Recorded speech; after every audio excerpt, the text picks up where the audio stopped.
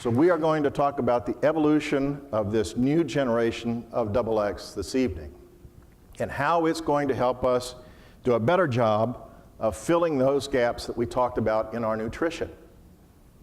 So that means we've got to have some new thinking. Okay. What is this? You can read that, can't you? This is a map of human metabolism as we know of it today, right? Yeah.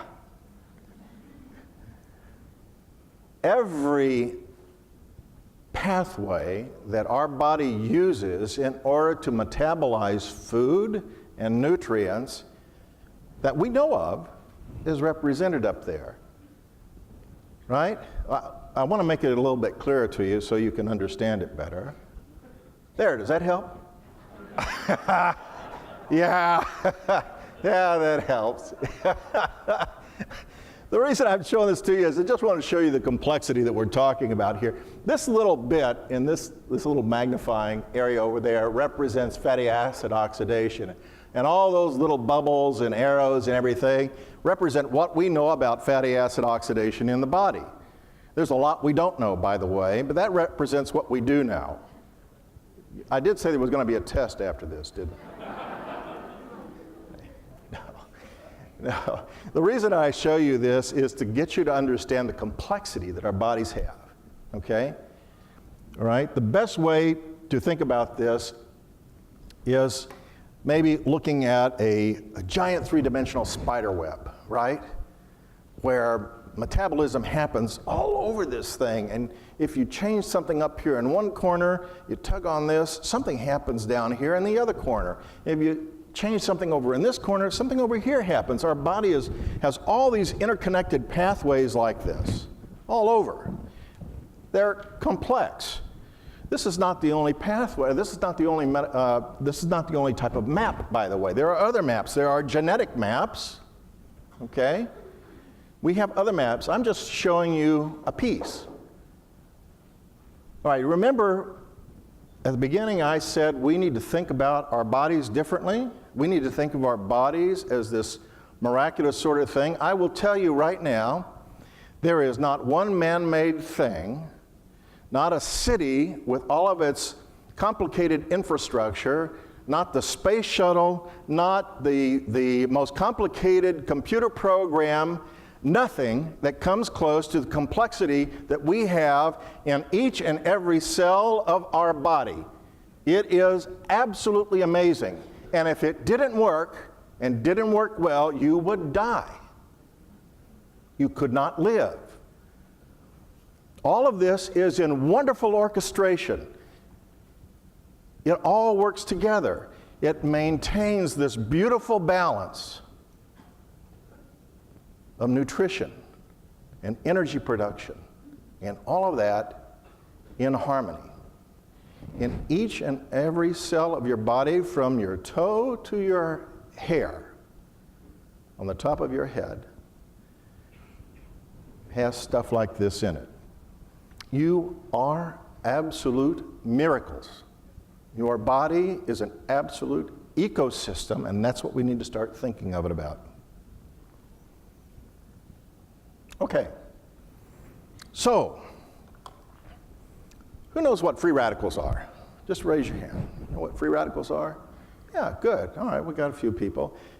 What we're talking about a type of compound that is extremely reactive. Believe it or not, free radicals can react so quickly. We're talking about a reaction that takes place in 1/billionth of a second. It's that fast. It can be that fast. They are so reactive that anything that they touch, they will destroy. They will change. Okay? And so, what have we always thought about free radicals? We've always thought that free radicals are bad. And to counter free radicals that we come in contact with our environment every day, the thought was we need to provide antioxidants, because the opposite of a free radical, or something that you can neutralize it with, is an antioxidant. Antioxidants help to neutralize free radicals because they react with them very, very fast, and they save those delicate structures in your body, such as your cell membranes, cellular structures of all different types, important things like DNA and protein and all that. Antioxidants will scavenge those free radicals and neutralize them. Okay? So that's what we've thought about free radicals in the past. We need to change our thinking, because free radicals are necessary for life.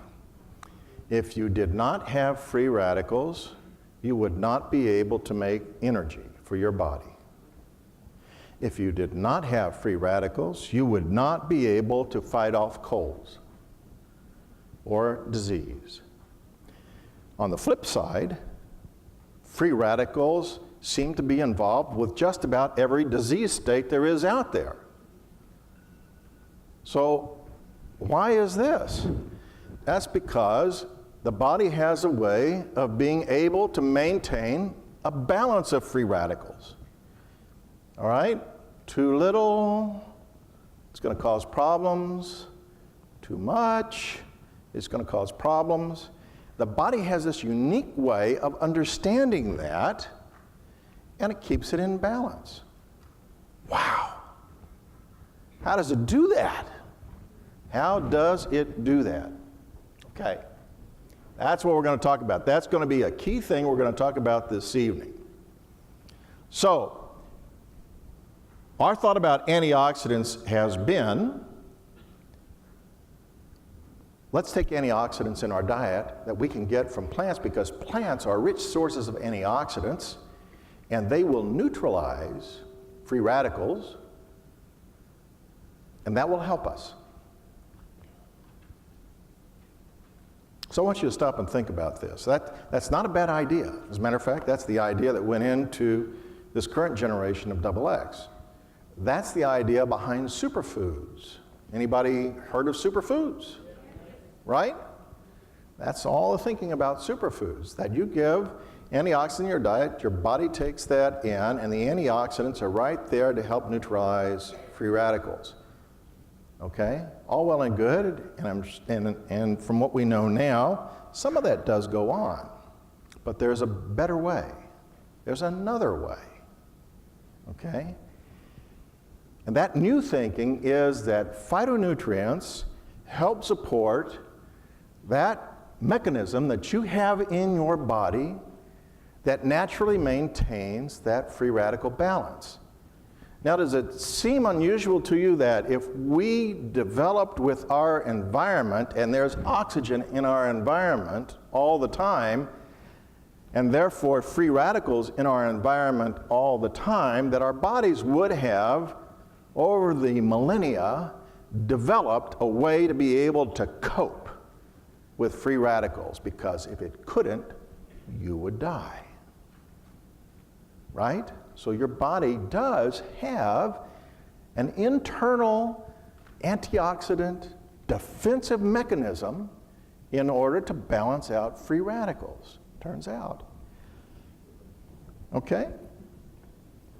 So that is what we're going to discuss in more detail tonight, because that is the paradigm shift in thinking that's going in to this new generation of XX.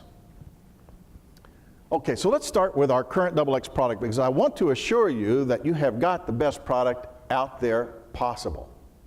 Right now, today, that's the best one. We did our homework, and that was back in 2004, 2005, 2006, when we were developing this product, by trying to find those plants that seem to do the best job possible at neutralizing these highly reactive free radicals. And so the current XX product that you have contains acerola, citrus, parsley, alfalfa, broccoli, and horseradish that all neutralize peroxyl free radical. And peroxyl free radical is a particularly bad free radical because it can damage cell membranes. It damages a lot of the fats and oils in your body, okay? So, to give you an example how this works, those of you that cook, if you use oil, for example, for frying or something like that, have you ever noticed that, well, if you get a splatter on the stovetop there and you don't clean up right away, maybe, you know, you're busy with the kids or something like that, or you're just tired from a day's work, and there's a little splatter that's left on the stovetop. When you come in the next morning, that's no longer a liquid oil anymore, it's solid resin. You ever notice that? Yeah. That's because of that free radical right there. Okay, it attacks those fats. It's made from cooking. When you cook, you get high temperatures like that, it gets made, and it starts attacking those oils, and it binds them all together in one big giant molecule. That's how we used to make paints, right? That's how we used to make paints. Linseed oil, you used to put linseed oil on wood and get a nice hard surface after it sat there for a while. That's from that process. So that can do bad things. There's another bad actor that attacks your DNA. It also attacks proteins, and that's something called peroxynitrite. And we put acerola, parsley, and watercress in there because we showed that those could neutralize peroxynitrite. And another bad one is singlet oxygen. Now this one comes in a lot of times when we stay out in the sun too long, you know, summer's here, get out there and bask in the sun, get that nice dark tan and everything. And what happens is your exposure to sun will result in a formation inside your skin of singlet oxygen. And we found that acerola, parsley, and watercress can help neutralize singlet oxygen. So we found a way of being able to use plants to neutralize those things, and that's all well and good, but there's a better way. There is a better way, and that's where our research took us.